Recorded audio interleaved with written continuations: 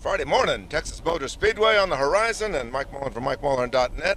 We've been doing a lot of pondering here at MikeMullen.net. Lately, got a bunch of stories up on the website, things for you to think about. From Wendell Scott to sports bars and no TV sets tuned to NASCAR. We got solutions, we got answers, we got questions, and sometimes we're right. Sometimes we're not so right. Right now, we're thinking, everybody's thinking about Matt Kenseth and Jimmie Johnson, and can Jeff Gordon do it? And I'm thinking, I remember when this road was a two-lane highway, 114, and you had to stop at the railroad tracks to get to the racetrack.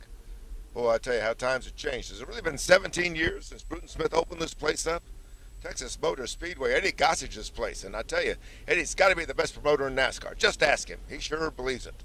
And he does do some wild and outlandish things. I'm wondering what he's going to do this time. The Chase race coming up, Sunday's Texas 500. Me, I'm thinking it's going to be Matt and Jimmy. Maybe Brad Keselowski. He had a heck of a show here last fall, remember? I think Tony Stewart had a few questions about how aggressive Brad was driving in Texas with the championship on the line. And remember Jimmie Johnson versus Matt Kenseth here a couple of years ago with the championship on the line too.